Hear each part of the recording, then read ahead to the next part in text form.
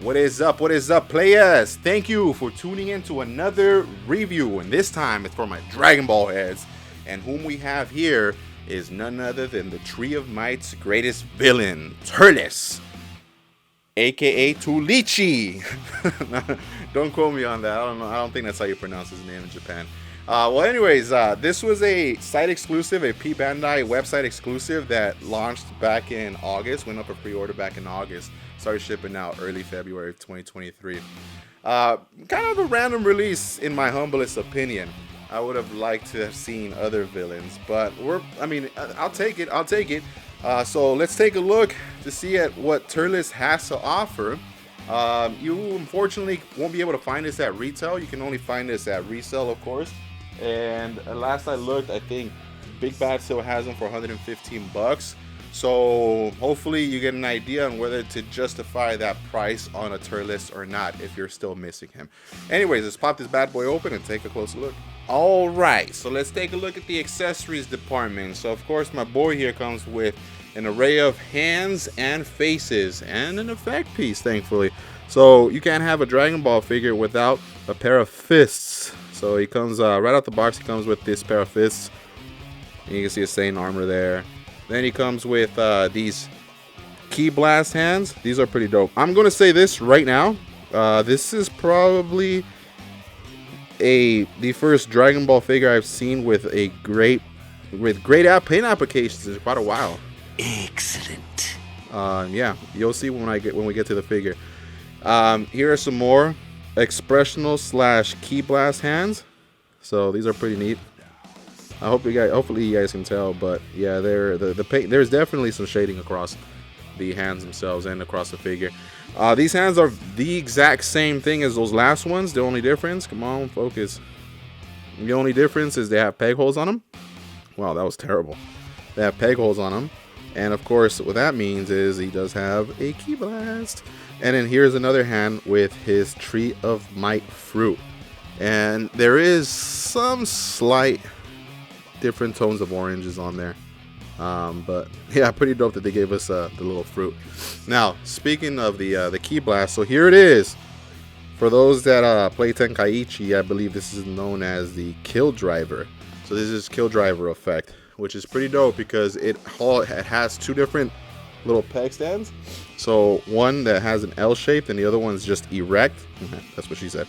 And then these little ball ends, what they do is they just pour it into a peg hole that's in the back of the Ki Blast, and then of course you just put it inside one of the hands that has the peg hole in them. And the reason they have two different I suppose the two different stands is because you can have it where he's holding it across his chest this way and the L shape goes directly at an angle, or if you use the straight one, you can have it to where he's holding it in front, like as if he's about to blast someone in front of him. So pretty dope that they gave us those two options. Now, he does have, of course, his faceplate. So he does have his regular, this is the one he comes right out the box with, his just like a smirking face. And they did a great job with them, of course. Man, Tamashii usually does a great job with them. Here is his angry yelling one. And I don't know if you noticed, but his ear, of course, he doesn't have his left ear because he does come with a scouter, which I'll show you in just a bit. This is his angry grinning faceplate. And probably my favorite of the four is, let me lick that faceplate. Ew. No, because this is in case you want to pose him up as he's eating the fruit. This one's funny though. And then of course, as promised, here is the scouter. He comes with his own scouter. So now he only comes with one scouter, so make sure not to lose it. And just like every other figure with the scouter, it just ports in right inside of there. And last accessory, actually last two. It's a cool thing that they gave us this. I'm glad that they actually put this in. I think most Bandai figures or SH Figuarts should have, Dragon Ball SH Figuarts, should have crossed arms, especially for the premium prices. If if they sent out another or release another premium price figure, because this one here is $70, and then his cape. Now this cape is slightly different than the previous capes that most Dragon Ball figures, most Dragon Ball SH figures come with, because this is actually flexible. It's a flexible plastic, rubber. Unlike the harder plastics from the previous figures, this is actually flexible. So I'm digging that. I dig that so much better, because that way you don't have to risk breaking it. And yes, you've had to fiddle with it, but you can actually put these two with the figure together. So it does work. I'm assuming maybe that's why they gave it to us. And there is, like, I'm not tripping, there is some slight shading on the cape itself. Anyways, that's it for the accessories. Now let's go ahead and take a closer look at the main man himself. And bing, bang, boom. There he is, the main man himself. And I must say, again, Turles, this time around, I think Tamashii did finally step up their paint application game. Because if you look here, not only is he aesthetically pleasing, they did give us some shading across his skin parts at the very least. So for a quote-unquote premium figure from their website exclusive, from it being a website exclusive, they at least gave us additional paint applications, which they should be doing from now on forward, right? Especially at the $70 price tag, you know, and if for it being an exclusive to their website and selling out, and potentially down the road being in high demand, it should have top of the line articulation and face applications. So looking at the figure itself, as you can see, is for example, like his thigh pieces here, there is definitely that shading across the muscle grooves, with as well as his biceps and his triceps, his neck, and his upper chest piece there. Now when it comes down to his armor pieces, one thing I also do like is they gave us two different finishes. So they gave us that glossy, which they normally tend to do with armor pieces for their, you know, for any character that wears armor piece, of course. They gave us the glossy again with the chest piece there, and then the matte finishes across the other pieces across his armor, as well as his boots here, and his gauntlet there, unique gauntlet that Turles tends to have. Man, yeah, I'm very pleased with the figure in terms of aesthetics. So I've always been a big fan of Turles' look, just because he has that negative color palette in comparison to like Goku, of course, because Goku is a little bit more vibrant, whereas Turles is a little bit more negative. I mean, of course, he's the villain. But the other thing I do like is, and again, this is more has to do with the character design, but that red scouter that just contrasts very nice across Turles. But I think Tamashii gave us a good iteration of Turles in plastic form, and especially with the shading, because for example, like this Raditz, no shading, and he is a P Bandai exclusive. So yeah, I give him kudos for that. Now in terms of articulation, one thing I do like is they gave us finally a different engineering job when it comes down to his shoulder articulation. As you can see, the peg now, it's a peg and ball with a hinge right back here. That pegs in and out, it comes off. So let me see if I can take that out for y'all. So as you can, if you notice there, yeah, hell yeah, they finally gave us something different. And for the most part, I'm pleased with this execution, especially in comparison to what they gave us before. I'll show you a different figure. So same with Raditz. They gave us this, where it just pretty much pegs in two little pieces that just allows you to go up and down, but it gets super in the way. This is Jace. And same thing with the prior figures like Captain Ginyu and that Raditz. The Raditz, if you have a QC issue, you'll have this problem where it just keeps falling off because it starts shaving down. But this time around, Turles definitely does have slight different engineering that allows you to move that backwards if you're gonna bend his arms upwards like that. Check that out. See, that's how it should have been done from the get-go. So they did a really great job on the shoulder articulation there. So his head is able to go up that far, so pretty cool. He's able to look up pretty dang good. He's able to look down that much, which is actually pretty dang awesome. He's able to look down pretty damn decent. Of course, he does have that neck and that double ball joint, which I always prefer. I think all of Dragon Ball figures should start having that double ball joint because it gives them more of that natural articulated look to it. Let me just put some light here. As shown earlier, you can move those out the way, and he's able to strike a Y pose.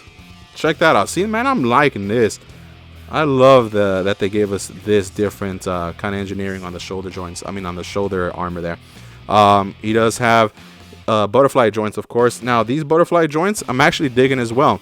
So I actually do like these a lot better than prior butterfly joints.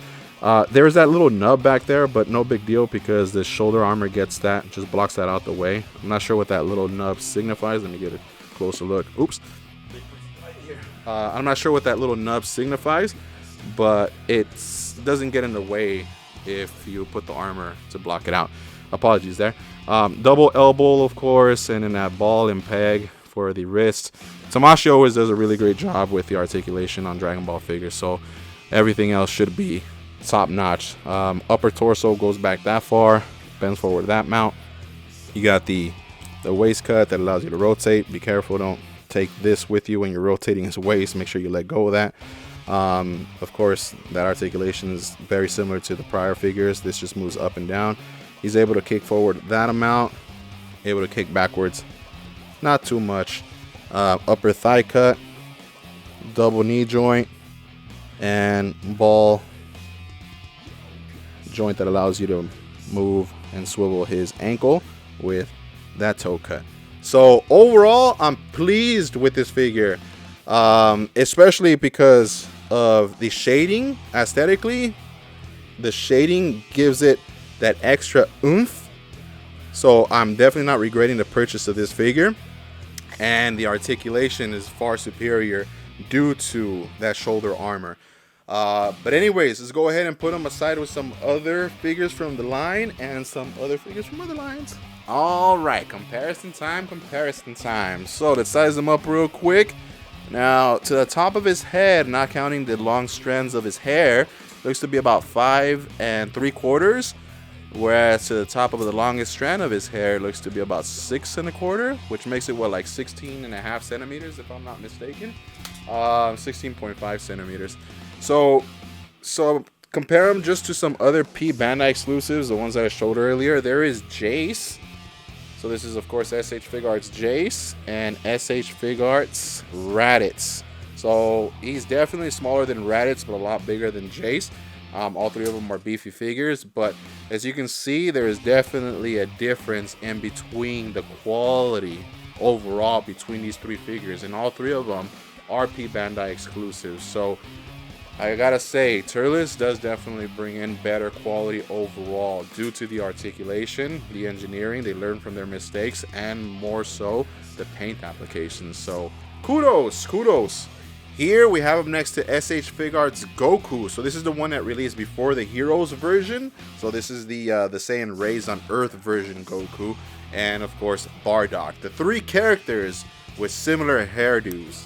Here we have him next to some of the Z Fighters that Turles goes up against in the Tree of Might movie. So we got, of course, SH Figuarts Yamcha. I almost forgot his name. Yamcha. We need a new Yamcha. I mean, I know there's custom ones out there with different heads from different companies, but we need a new one. And same thing goes for Tien. So here they are, Tien and Yamcha. Here we have them with some other SH Figuarts. So we got Super Saiyan Trunks from the Cell Saga, as well as the Vegeta Super Saiyan from the Cell Saga. This is a 2.0 version of him. Here he is with some of the more recently released figures from the Dragon Ball Heroes movie. So we got the Gohan from the Heroes movie, and then the Piccolo from the Heroes movie. Here he is with some of the bigger, beefier figures that SH Figuarts has given us. So you got Fat Boo to the left, and you got the event exclusive SDCC Broly to the right that are definitely out of frame. Alrighty, so in conclusion, just to wrap things up, what do I feel about this figure? I think this was very surprising, and both the decision-making aspect of things as to why they even decided to make a Turles figure, and the execution, just because I didn't anticipate Turles being actually a fairly good figure. Aesthetic-wise, because he's definitely aesthetically pleasing. Subjectively, I'm a big fan of his color palette, as mentioned earlier.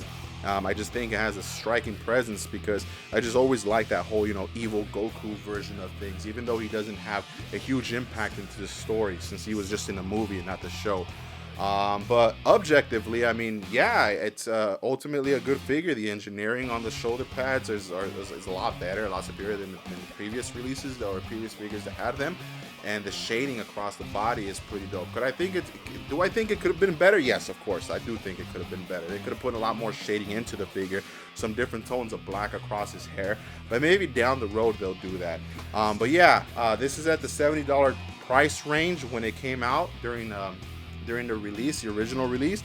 And now, unfortunately, unless you get a homie hookup, you're gonna find it at the resale value. And then, like mentioned on the beginning of the video, Big Bat had them for 115. So I'm really hoping I can help you justify whether you want to pick this figure up if you haven't at that resale market, or if you can find someone that's gonna hook you up at the retail price. But I'm really hoping I was able to steer you the right direction on whether if you missed out on this figure, whether you want to cop it or drop it.